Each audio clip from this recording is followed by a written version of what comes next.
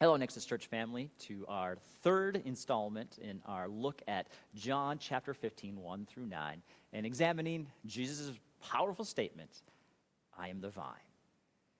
In the first little section, we examined the fact that Jesus is our connection to the Father, and that the Father is the pruner, and that he loves to prune us, not to destroy us, but to help us to have quality fruit and quantity.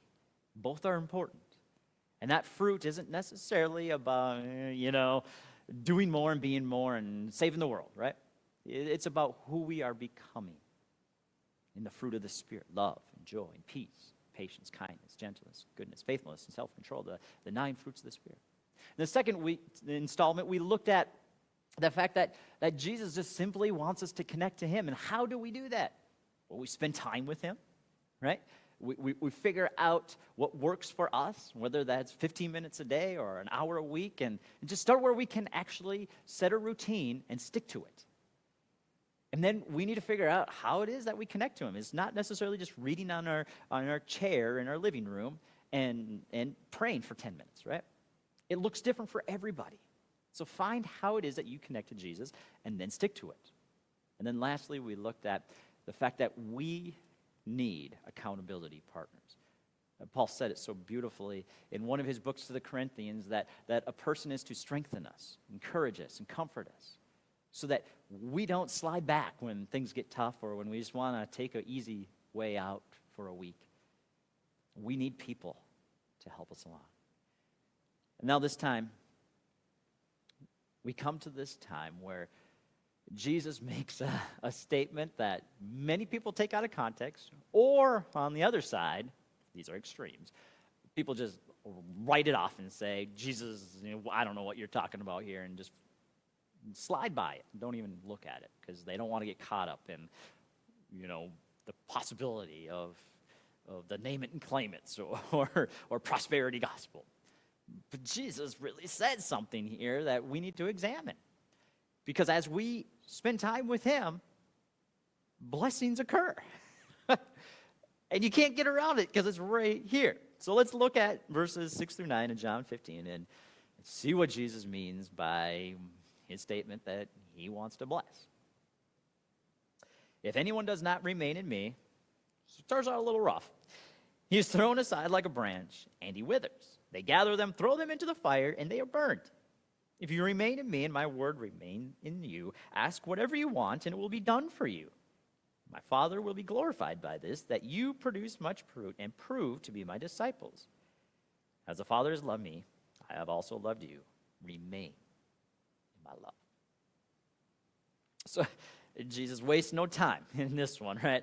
Like, he gets right to the point, and on both extremes, he says it very clear, so his disciples aren't questioning on this one.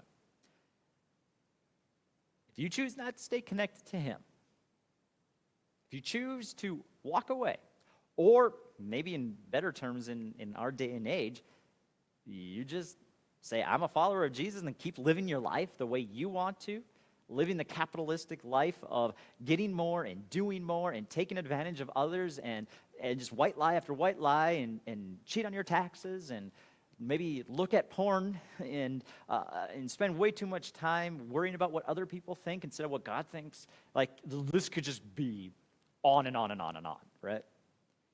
If you do that, you will see him face to face. And we don't like to say this very often in Christianity because Jesus is a God of love. He's a God of forgiveness, of mercy, of grace. And he looks down upon his people, and he so longs for them to be connected to himself that he lays down his life. He comes to earth, lays down his life, and conquers sin. He conquers death. He has the Father turn his face away, but he says, I'm making a way so that you can be right with God, and I will go through this torture for your sake. But yet for those who say, I don't want that, I want to live for myself and for this earthly life,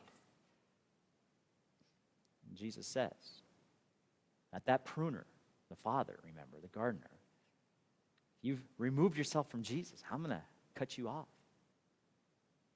throw you in the fire. It's not what we want. Because that's eternity. You may have everything you could ever want on earth.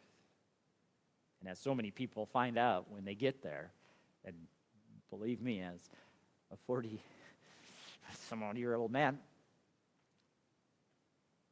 I've gotten there a few times, in different places. And I'm not bragging, because I wasn't like King Kong here. I wasn't leading anything special. I still don't lead anything special.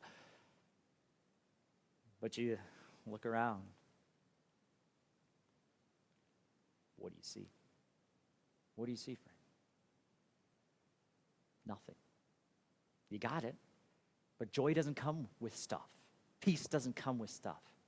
The fruit of the Spirit, goodness, faithfulness, gentleness, self-control, none of it. Can you have it here and there? Maybe. Yeah, you can. People do. But by and large, so few people can conquer what money, status can give. Not unless you remain connected to the vine. And the most beautiful branches are those who do have success in this world, who do rise up the chain, and they don't cave to staying away from the vine, to staying connected, to spending time, to saying no to being in the office longer, to dealing with those issues over here again and again. Stay connected. They have those times with God that connects them to God, like we talked about. They have accountability partners that check in on them that can say, hey, I don't see you where you need to be. There are few people who can do that. But our success isn't in this world. It's in who we are. And bringing as many people as we can into that place of eternity with us. That is success.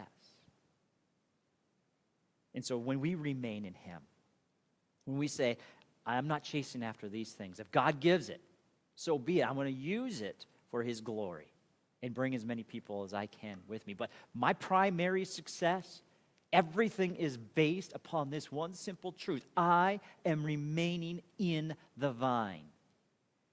And when I do, though it will be tough sometimes remaining in the vine, it won't always be easy because God wants to continue to prune me and produce better quality fruit. I'm going to stick to it. I'm going to remain in Him. And when I do, He will grant your requests. Mind-blowing. You can give it all to Jesus, and He will give you a request. Now, this doesn't mean that He's some genie in a bottle, right? I say this all the time, and I'm sure people get sick of hearing me say this. Jesus is not a genie in a bottle that's just going to give you that nice new jet, or a new house that you've been wanting, or that vehicle that was your dream car when you were growing up, right? Or the perfect family, whatever. On the contrary, when we are strongly connected to Him, we're doing what we are called to do, we will desire what He desires. Right? He's going to give us what we request. Why? Because it mirrors what He desires. The more we connect to Him, the more we want to be connected to Him. The more that we spend time with Him, the more we want to serve others and do what He did. It's mind-blowing. It doesn't make sense. But what you spend time with is what you become. The more we spend time with Him, the more we long for what He longs. Doesn't mean that it's going to be easy. It takes time, it takes effort, and a whole lot of the Father whittling away and pruning us. Becoming more like Him and building His kingdom. That's His desire. And as we close up these 3 thoughts I want to come back to this one simple idea that kind of permeates all three of these statements that we've looked at. And that is, success in life isn't based upon how many times you read through the Bible, how much time you spent praying this year, or how much you have witnessed to a person and evangelized or served the needy. Success begins in its foundation on connecting to Him and being obedient to what He calls you to do. Soren Kierkegaard said, the function of prayer is not to influence God.